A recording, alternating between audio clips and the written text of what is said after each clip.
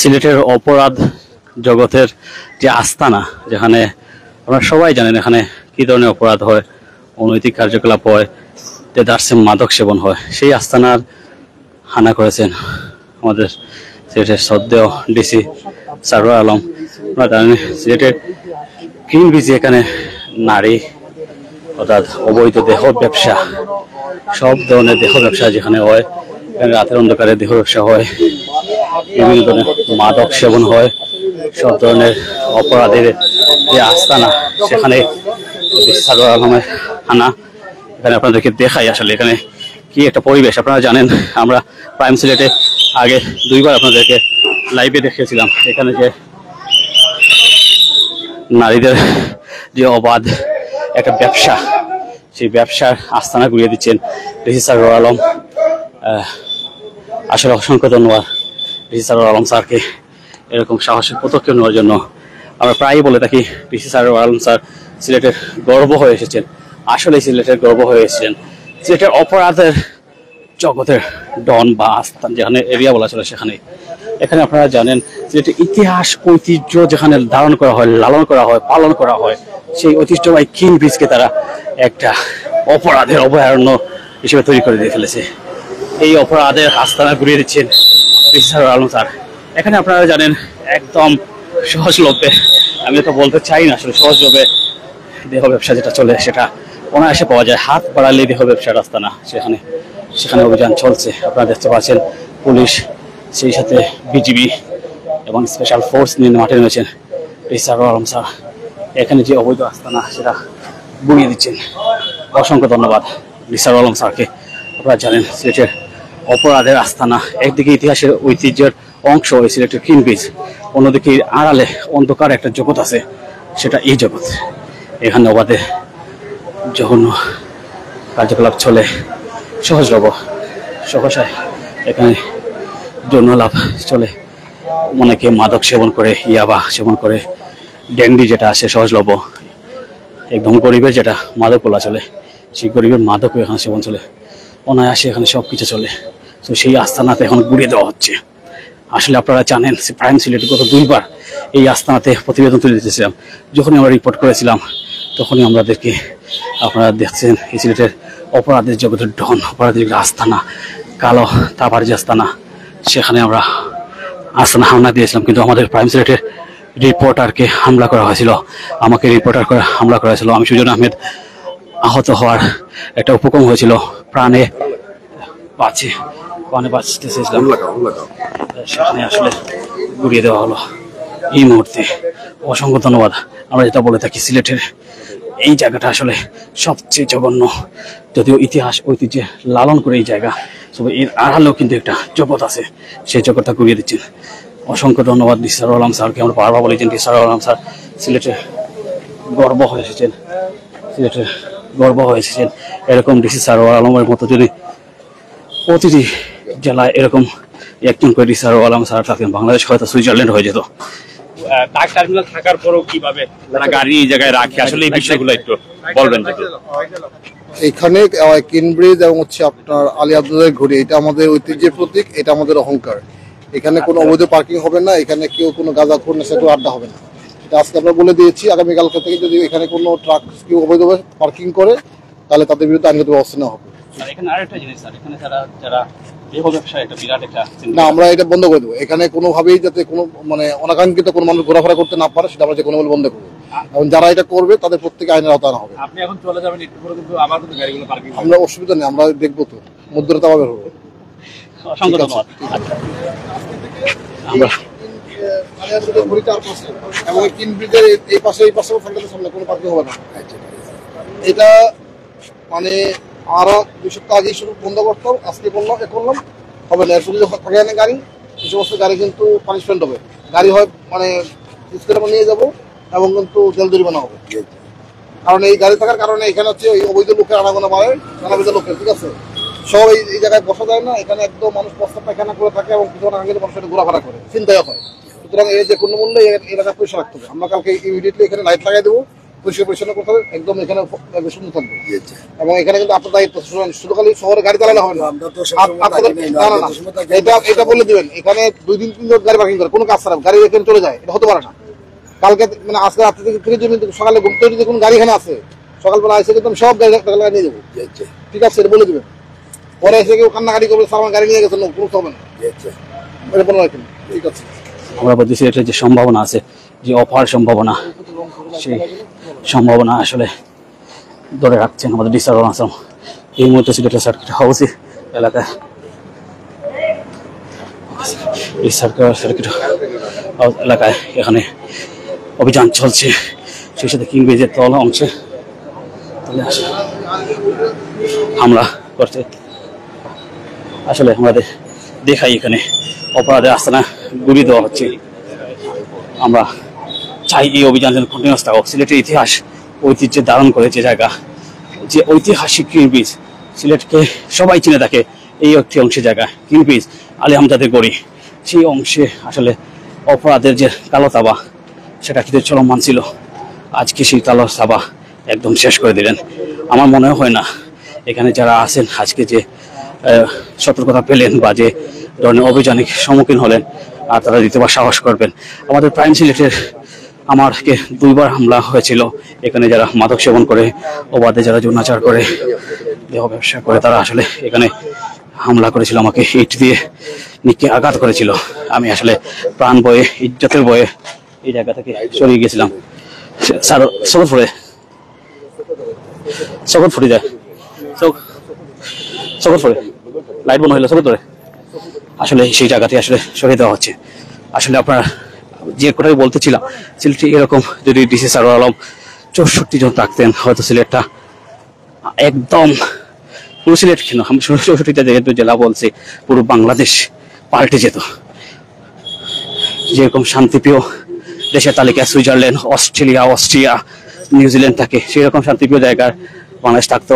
বাংলাদেশ আসলে বাংলাদেশে যারা মানুষ আছে, বিশেষ করে সিলেটের মানুষ যারা এখানে থাকতে পারতো না,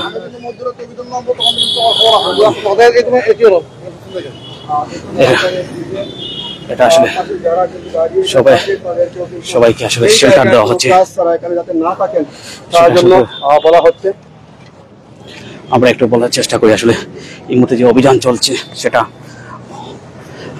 হঠাৎ একটা অভিযান চলছে, হঠাৎ অভিযান কি দেওয়া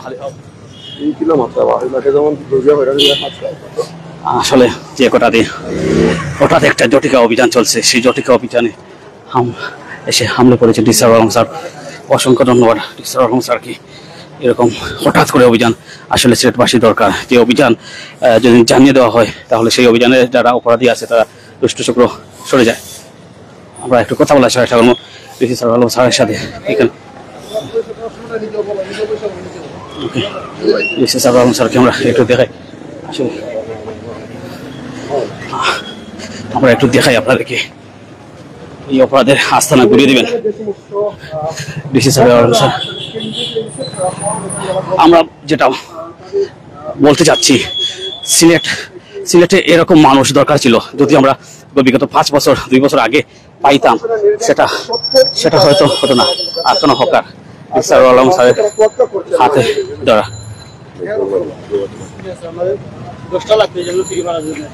আমি আজকে দেখলাম তো, এরপর তো না দেখি।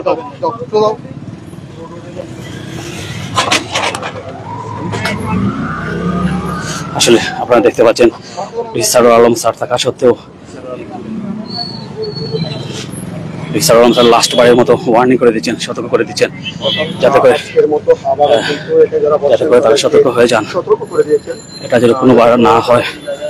আমরা বারবার যেটা কথা বলতে চাচ্ছিলাম, ডিসি সারোয়ার আলম স্যারের প্রশংসা আপনারা সবাই করতে বাধ্য, আমি আপনি করতে বাধ্য। যারা হেটার্স তো নাই বললেই চলে, একমাত্র হেটার্স তারাই রাখবে যাদের ব্যবসার উপর আঘাত এনেছে, যারা কালোবাজারি, যারা রেলের টিকিটের কালোবাজারি করতো, এবং সেই সাথে যারা আসলে এই যে মাদকের সাথে জড়িত, কুখ্যাত অপরাধের সাথে জড়িত, দেহ ব্যবসার সাথে জড়িত, তাদের উপর একটা হানা বলা চলে।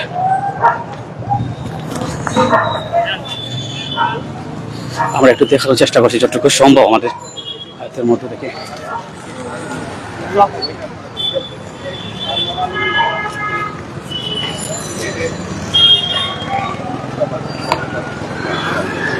অকাদের এই মুহূর্তে দৌড় আমরা দেখতে পারবো। আমরা জন্য একটু দেখাই ক্যামেরা জমি করে আমরা দেখাই।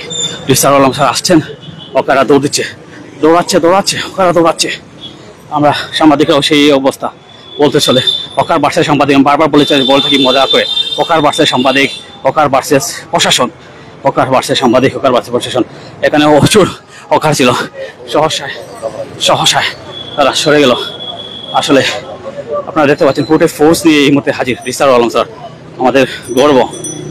অনেকেই হয়তো আমাদের কমেন্টে বিভিন্ন ধরনের কমেন্ট করতে চাচ্ছেন। আপনারা কে কোথা থেকে আসলে আমাদের লাইভটি দেখতে পাচ্ছেন একটু কমেন্ট করে জানাবেন।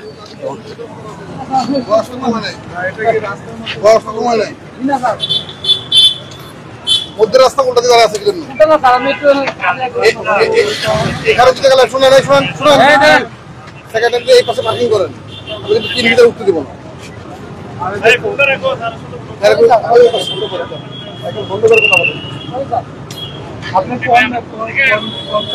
এই কামটা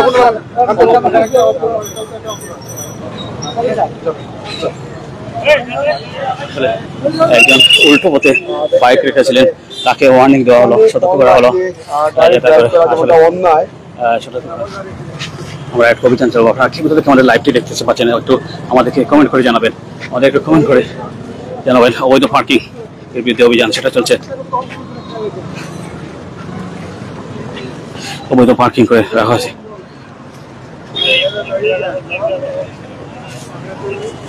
অবৈধ পার্কিং করার কারণে আসলে একটা সতর্কতা দিলেন।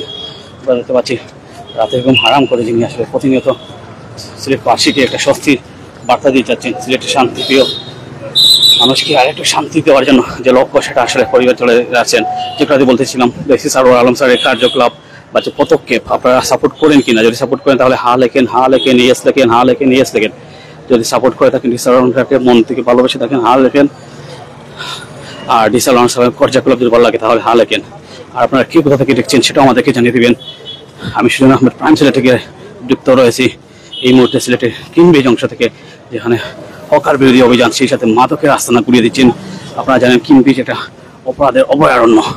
এই কিংব্রিজ আমাদের ইতিহাস ঐতিহ্যের লালন করি, ধারণ করি। সেই ইতিহাসের নিচে অতলে একটা অন্ধকার জগৎ, সেই অন্ধকার জগৎ হচ্ছে মাদকের জগৎ।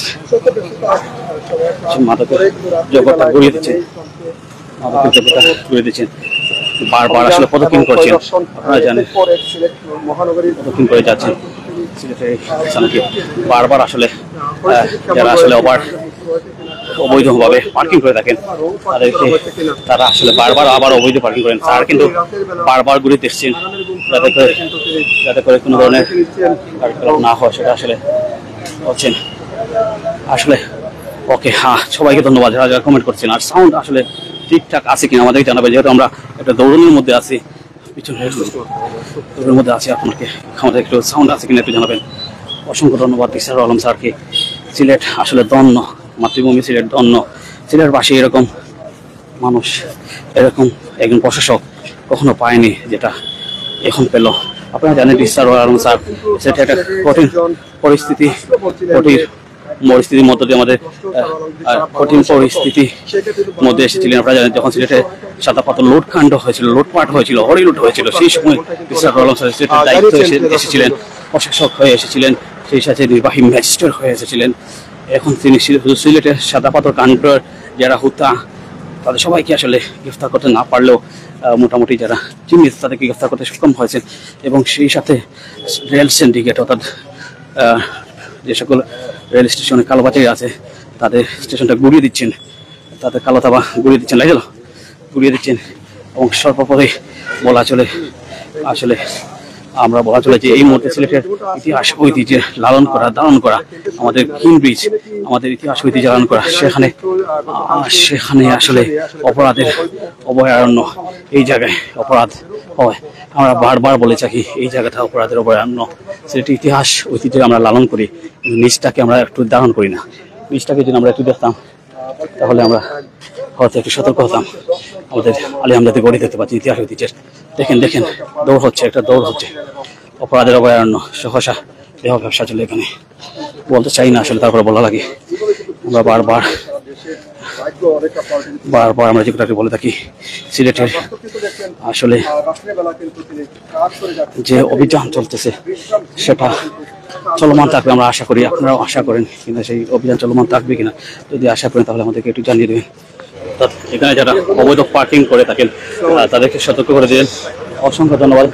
আপনারা দেখে পিসার আলম স্যার এই মুহূর্তে অভিযান সমাপ্ত করলেন। তবে এই অভিযান আপনারা জানেন জটিল অভিযান, যেটা সমাপ্ত হলেও হয় না, আসলে মধ্যরাতে আবারও ফিরবে পিসার আলম স্যার। স্যার আছেন, নির্বাহী ম্যাজিস্ট্রেট আছেন, অসংখ্য পুলিশ সদস্য, সেই জাতীয় বিজিবি সদস্যরা আছেন, স্পেশাল ফোর্স আছেন, উঠবো না মিয়া স্পেশাল ফোর্স আছেন। স্যার আলম স্যারকে অসংখ্য ধন্যবাদ। সিলেটের এই জায়গা, এই ইতিহাসের কেন্দ্রবিন্দু থেকে অভিযান চালানোর জন্য, মাদকমুক্ত করার জন্য, অপরাধের আস্তানাকে গুড়িয়ে দেওয়ার জন্য স্যার দরকার। অসংখ্য ভালোবাসা। আবারও আমরা লাইভে যুক্ত হবো একটু পরেই। আপনারা জানেন স্যার আলম স্যার হঠাৎ জটিকা একটা অভিযান নামেন, এটা কাউকে বলেন না, মিডিয়াকেও বলেন না। তো ধন্যবাদ সবাইকে আমাদের সাথে থাকার জন্য।